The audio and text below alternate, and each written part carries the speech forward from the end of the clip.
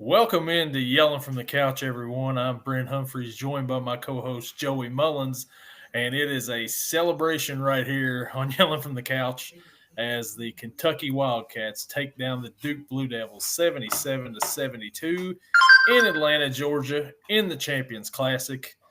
Joey, it didn't look good at the half, but you were telling me, man, it's going to be all right. And you're right. You're right. It's totally different second half, man. What were your thoughts on the game? Well, I think that Kentucky played well in the second half. They didn't play so good the first half. They had some sloppy turnovers, some missed blockouts, missed defensive assignments. But you know what? Mark Pope, in Pope, you all trust. He made adjustments in the second half. There's the result. You come out, you make adjustments. We talked about it at halftime. I told you, I said he's got to make adjustments. You can't keep switching a smaller guard on Cooper Flag.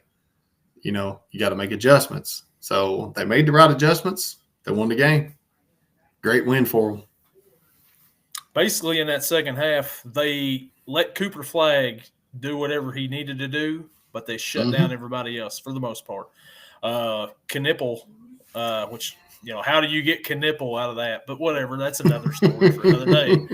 But Knipple, on the other hand, he had, I don't know if he even had a point in the second half. He ended up with 14 points. But, man, they pretty much shut him down after halftime. I don't think he scored in the second half. I don't think he did. Yeah, they put a lockdown on him. I mean, like we talked about earlier today, he's shooting, 50-some% from three. I mean, he's, you got to watch out for him. But, yeah, the first half, they kind of let him get loose. But second half, they shut him down. He's 50% from three, and he went 1 of 8 today. Like I said, I'm pretty sure he had all of them in the first half.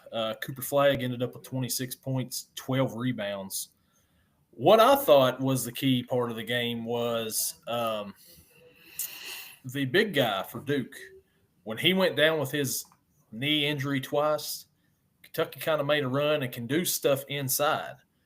Before, they were struggling to go inside with the big guy in there, and he's went out a couple of times, and when he did, things opened up a little bit, made a big difference in the game, I thought. It did. And the stat line I look at in this, think about it. All right, as a team, Duke from the floor, 39.4%, 17.4% from three. Kentucky, 40% on both. If I'm looking at a stat line and I see that, I can pick the winner right off the bat. I mean, they shot well from three, but what we don't want to hope for, if you're a Kentucky fan, is you don't want to live and die by the three. Because you've seen Duke, they shot 4 for 23 from three. Kentucky shot 10 for 25. That's the difference in the game, if you want to look at it that way. Yeah, and both teams, they both shot 70% from the foul line. Kentucky shot 7 more foul shots than Duke did, which, when does that ever happen, right? When does a team outshoot Duke in free throws? One of the key players for Kentucky, I thought today, and it really showed at the end, was Otega Owe. Come up with a big rebound at the end. And how did he get that rebound at the end over Cooper Flag, Joey? What did Cooper Flag not do right there? You were saying it earlier. Well, being a basketball guy myself, okay, when you have to block out. And when I say block out, I don't mean just touch the guy and go straight up for the ball. You have to put your body into the guy, back him out of the paint, then release and go for the ball. That's how it's supposed to be. But he didn't do that.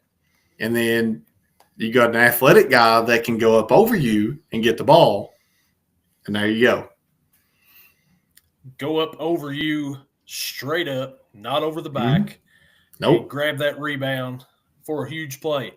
And even the Yep. play before where Cooper Flagg's trying to play hero ball at the other end, That. Otega Yeah. Owe is there to knock it loose and to throw him off.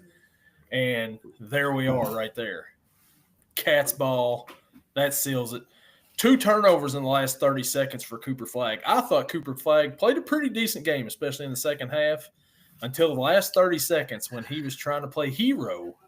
But we've talked on here before. You want to give your best player on your team a shot at the end of the game. Like at the end of the Carolina game, RJ Davis, he should get a Mm-hmm. shot, right? At the end of Yep. the Bengals game, you got to throw it to Jamar Chase. I understand why you go to Cooper Flagg. You had a different theory though on who you should have went to at the end of the game, right, Joey? Yeah, I thought they should have went to Knipple.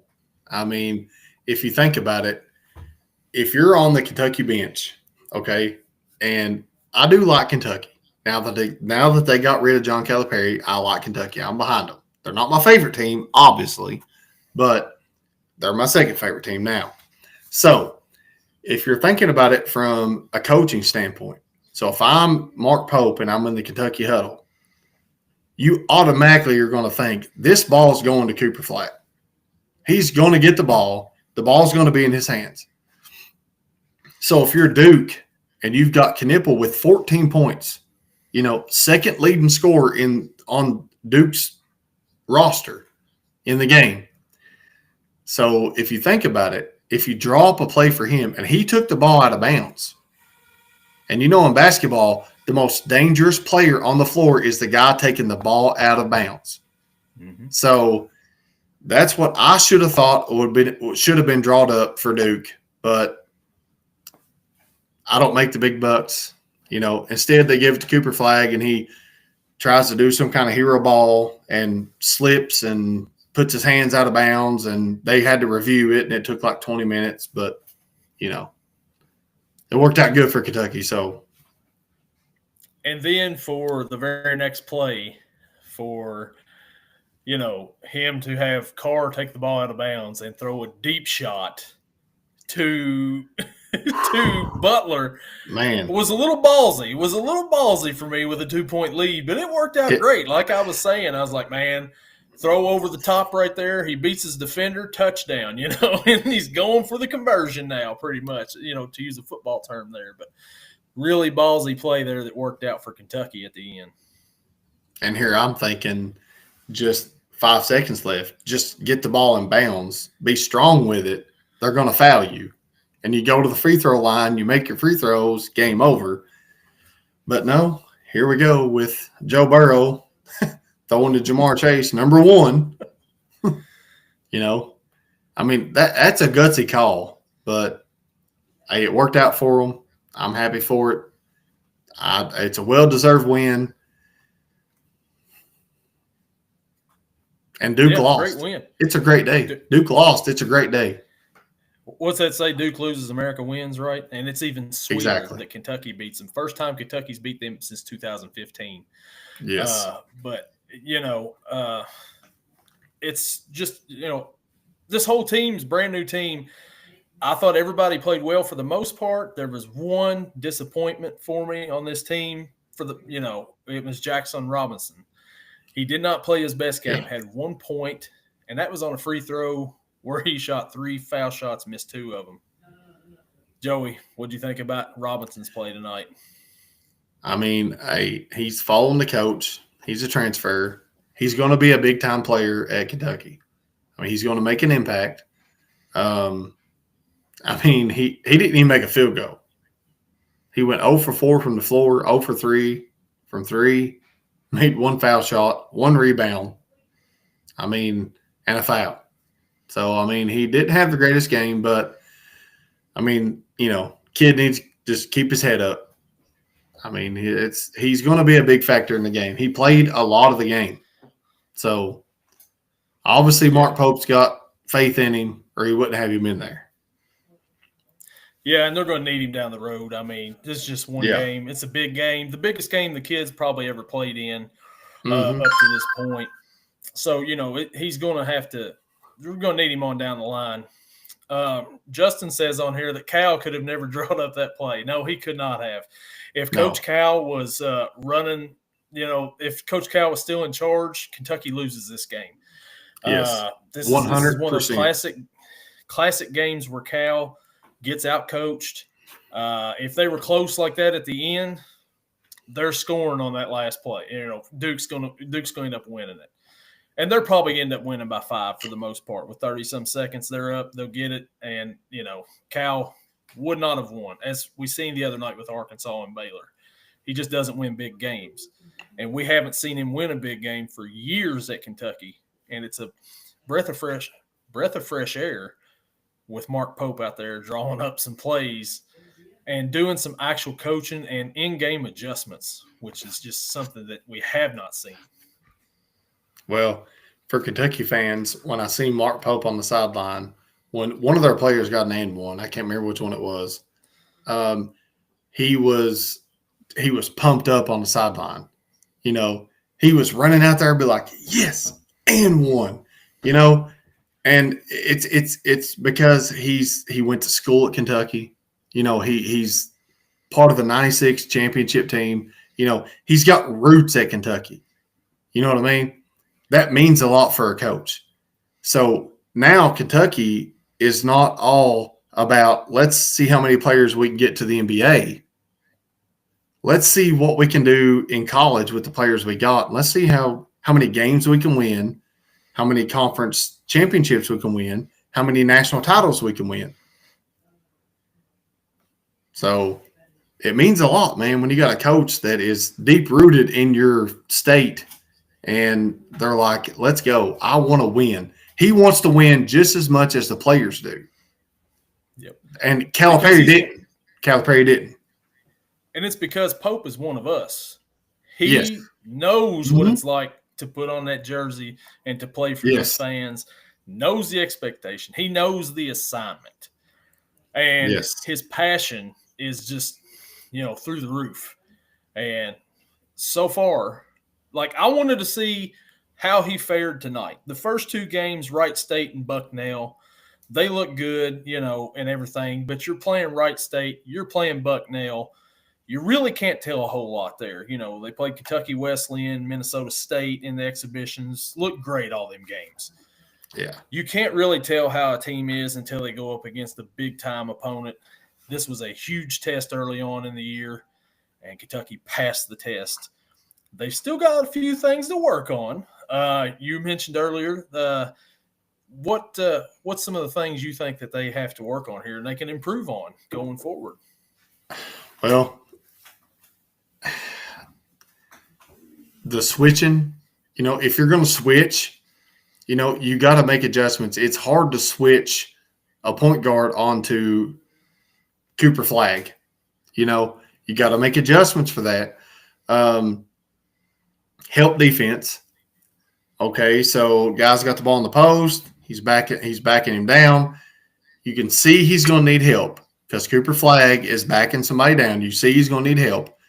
You have to at least slide over and make an attempt. If you make an attempt, Cooper Flagg might be, there's help, so I got to kick the ball out.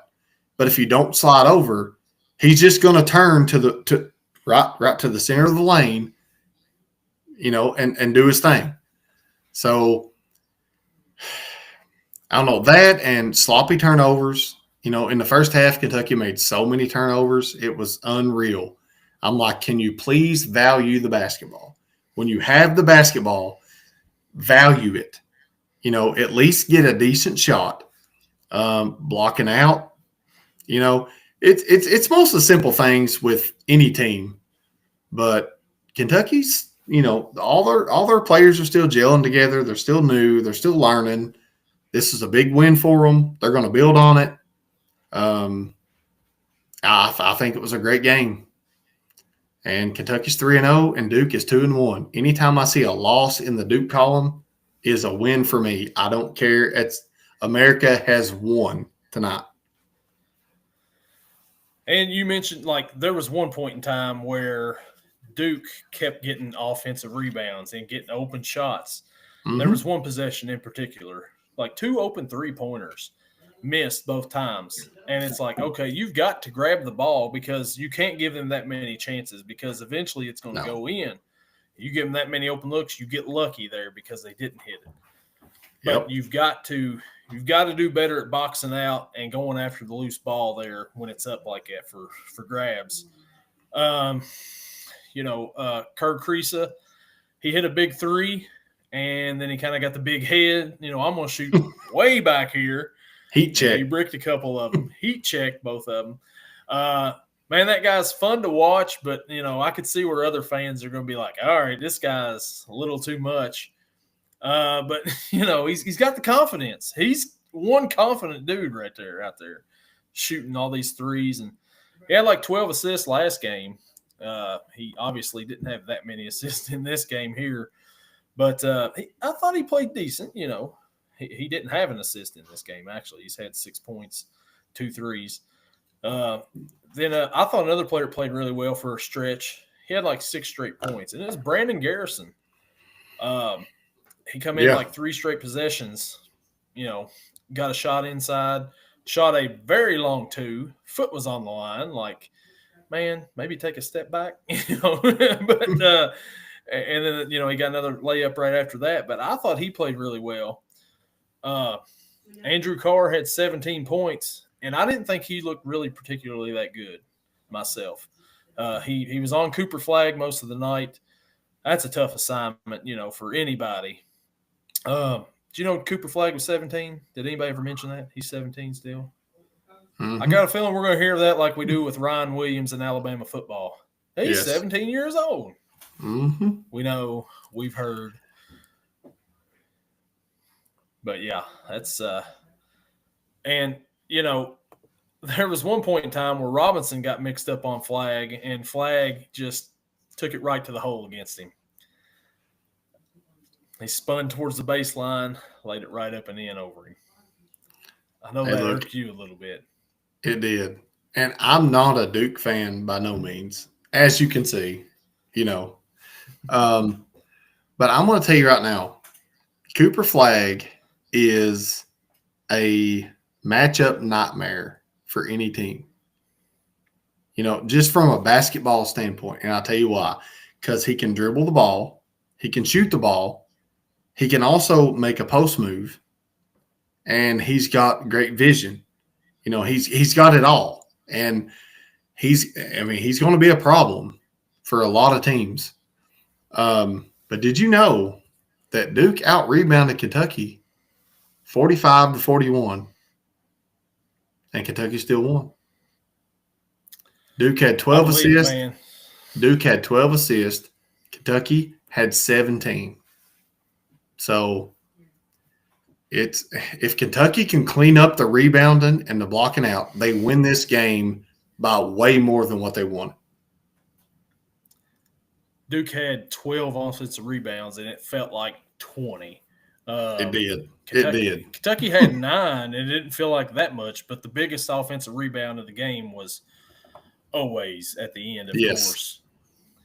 Guy we didn't talk a whole lot about here, Amari Williams. 10 points, 8 rebounds, close to a double-double. Man, he gets, he's going to go get some rebounds when he goes in there and plays. I seen him talking a little smack to the Duke players at one point in time as well. But yeah, I thought he had a decent game down low. Yes. For going up against the big guy for Duke. And Butler. I can't pronounce it. And Butler. You can't leave out Butler for Kentucky. Yeah. 3 rebounds, 4 assists. He led the team in assists. 4 assists, 9 points. So, those assists are key, man. And he made a lot of great plays down the stretch. Butler did. Yeah. He made the catch where he got fouled, and then he went to the foul line. And they were trying to jinx him. They're like, well, he's been in this spot before in the Final Four. He made a bucket against Florida Atlantic, go to the national championship game. You're like, okay, thanks for trying to jinx him here. Hits the first, misses the second. And Oweh comes away with the big, huge rebound over Cooper Flag. Like I said, I thought he had a great second half until the last 30 seconds, and then it just all fell apart for the freshman. Duke's a young team. They're going to be good towards the end of the year, I'm sure. This is like an old school Calipari team. Joey says no, they're not going to be. No. I don't think they're going to win a title or anything. And I Well, don't I mean, know how I don't know how far Kentucky's going to go either this season, but that's a big win early in the year like this for that. I team. mean, they got Tyreek Proctor back. Okay, that's cool. He did have 12 points. I'll give it to him, but Cooper Flag, man, just everybody's all hyped up on him, and like you said, he's a great player. Don't get me wrong, he's great, but it takes more than that, to go far in college basketball. He's the number one pick in the draft. That's great. That's all great, but you got to have that right mix of players. And from what I seen from him tonight in their first big time matchup, there at the end, he tried to play a little hero ball, and he wanted to do it himself. He wanted to be the hero, and you can't do that. You have teammates. Yeah. It's like when I watched the pregame, Mark Pope said, he told all of his players, what are you going to give to the team? When he said, you take the 96 championship team, who is the leading scorer? Nobody knew. Nobody knew, yeah.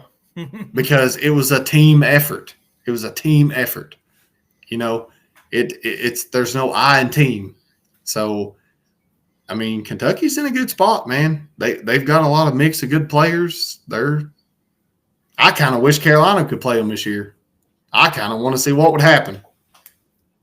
There's still a shot. I mean, in the tournament, they could meet up, Yeah. but in the not the Champions Classic, the CBS Sports Classic, Kentucky has Ohio State and Carolina has UCLA. So, I was kind of hoping they'd play Carolina as well, just to see, But Kentucky, their schedule, gets a little bit softer after this game for a few games, of course. They play Lipscomb. They get a week off and they play Lipscomb. Then they play Jackson State, Western, Georgia State. Then they go to Clemson. A little bit step up in competition. And then that Saturday, December 7th, they go to Washington to face Gonzaga. That will be a very tough test as a true road game for Kentucky. I don't know. Was Delk the leading scorer in 96? I really don't know. I don't either. You can name several players. Delk, Walker, Mercer. I don't know. I just know that Mark Pope walked off with the trophy when they done the celebration off the bus. Yeah, that's it. As far as the leading scorer, I'm not sure. I know the leading scorer of the 2012 national championship game. It was Deron Lamb, but 96, I don't know. Hey, Deron Lamb was one of my favorite players to ever come through Kentucky. If I had to pick a player, that's no joke. 3 goggles. Man, I'm telling you, he was a shooter, dude. The first half, Duke was ahead by 9. In the second half, Kentucky outscored them by 14, 40-26. They kind of locked them down in the second half for the most part. It didn't seem like anybody else scored much in that second half besides Cooper Flag. I know that, other ones did. Duke's got a pretty tough test here coming up. The 22nd, they play Arizona. Then they play Kansas. Mm-hmm. And then they play Auburn. So Duke's got a pretty tough schedule coming up. We'll see where they're at after this game. See how it is. But, yeah. I mean, Kansas, they're good, man. I feel like they're just like Carolina. They got a lot of their core group back.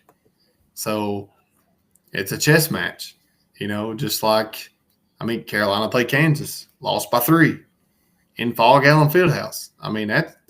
That's tough to play there. It's not common to go into Fall Gallon Fieldhouse and get a win. But yeah, Duke's got hey, they got a gauntlet coming up, so we're going to see what Cooper Flagg's made of. I mean, it's going to tell.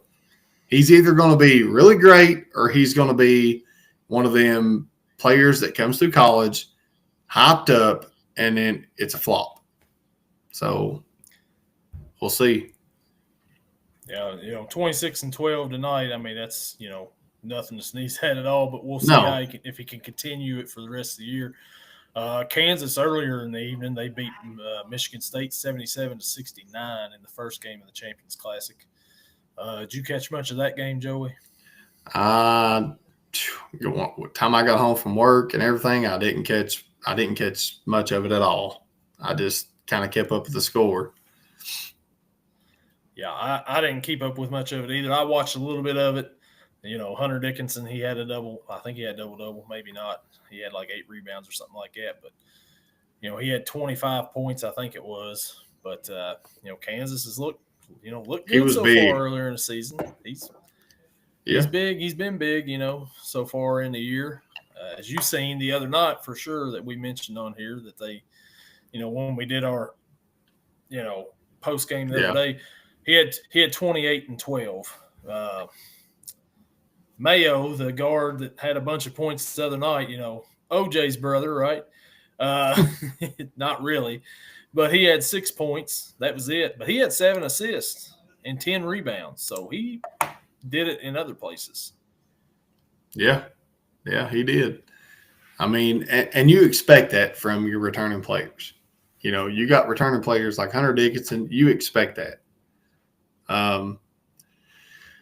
I think Kentucky's going to have eventually, I know right now they got a lot of transfers, seniors, transfers, but I think once you give Mark Pope 2 or 3 years, I think they're going to be, like Carolina. They're going to have players that they keep for 2, 3, 4 years, and I think they're going to be a force to be reckoned with because I think Mark Pope can keep players and, develop them. That's the key in college. If you can get players, you don't go out and look for the top players, that's going to play 1 year and then they're going to go to the NBA. And you can get players that's mediocre level and keep them for 2, 3 years. That's the way I think college basketball should be, in my opinion. But I'm not a big fan of the one and done thing. I don't know how you feel about it, but I'm not a big fan of it. No. Well, I mean, one and done did Kentucky well for a little bit, and then the game passed the coach by, and then he's gone. Kansas did lose to Arkansas in a scrimmage earlier in the year, so, I mean, it wasn't an official game or nothing. But, yeah, Arkansas did beat Kansas early in the season. But, if it was in a regular season game, I'm sure Calipari would have got out coached once again. But, yeah. I think that, like you said, Kentucky's going to have some players where Pope brings in and they develop those players, for the future. And, it all works. I mean, what do you said that, give them 2 or 3 years. Joey, Kentucky just beat Duke, man. We're going all the way this time, right? No, I'm just kidding. Well, but Kentucky could make a run this year. You never know. I mean, they can. They've got the size inside. They've got the guard play. They've got the coach. And obviously he's got cojones because of the touchdown throw. I mean, look, I've coached I've coached middle school. I've refereed high school in my entire life. I would never have called that play in that situation. I would have never thrown a home run pass down the middle of the floor. Not one time. But he did. It worked out. So I guess that's why he is the coach and he makes the big bucks. So I was screaming, what are we doing here? And he caught it, and I was like, okay, that's fine.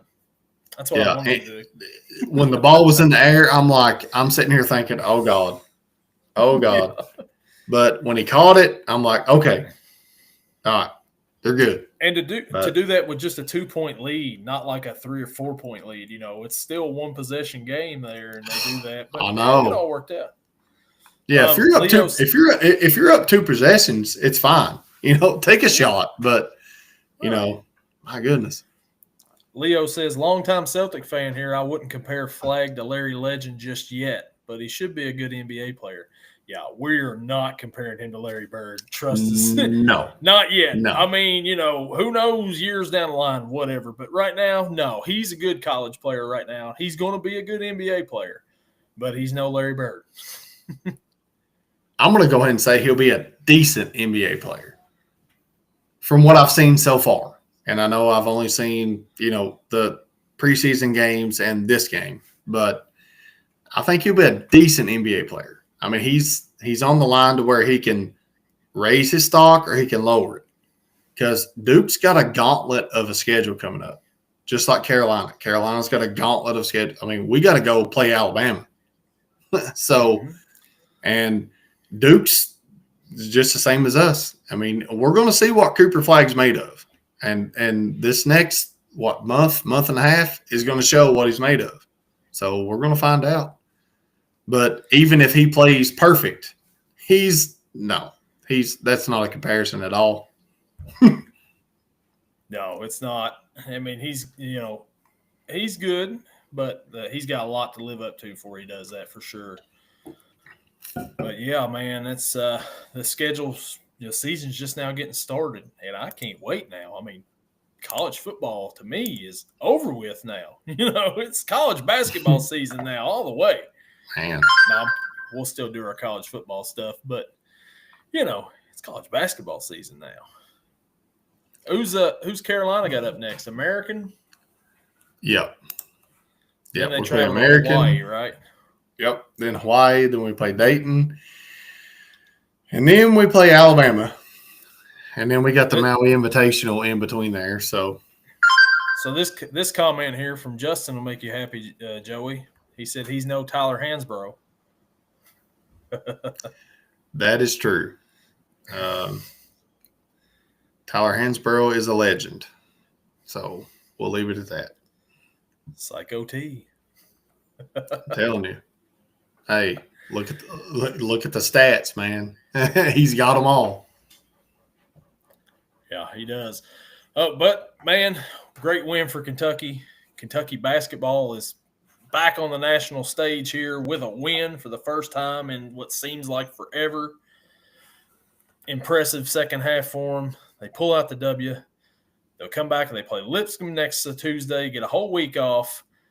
And, I'll be rip-roaring ready to go, even though it's Lipscomb. I'll be ready after tonight. I want to play again tomorrow. I'm ready to go. Let's go. We got to wait. But in the meantime, we've got some college football to pick. I've got an NFL to pick, too, later this week. So we'll do that on this channel.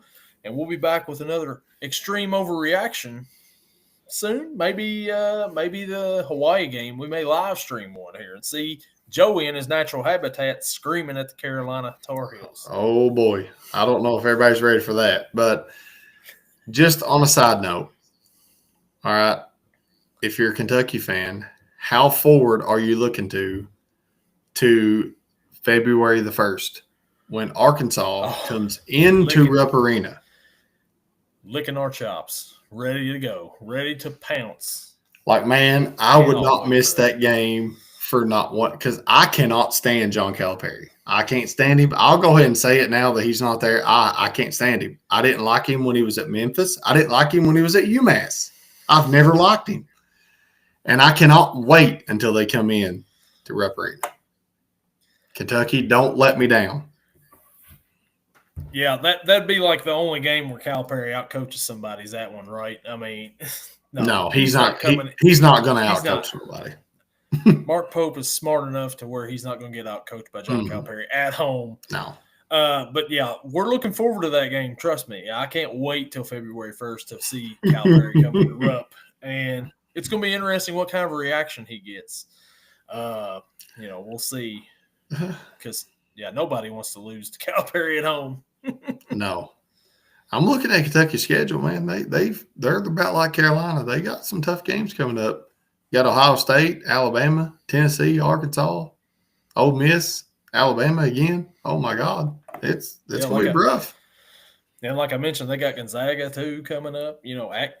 At Washington, so it's going to be rough, tough. We got sled, They can We do got it. the Maui Invitational coming up, and you already know how that's going to be. Man. Yeah, and like I said, I wish Kentucky would get in those tournaments, and I think now that Calipari's gone, Mark Pope is going to play in some of these early season tournaments, which is always fun. Dude, those do nothing but help. Nothing but help your team. Yep. Well, that will do it for this episode here. Extreme Overreaction, Yelling from the Couch. Joey, thanks for hopping on here. Late game, fun game, hyped up. It's going to be hard to go to bed after this, but we're going to do it. And we'll see you all later in the week for our college football picks. I'll see you later in the week from NFL picks. So tune in, and we'll see you all later.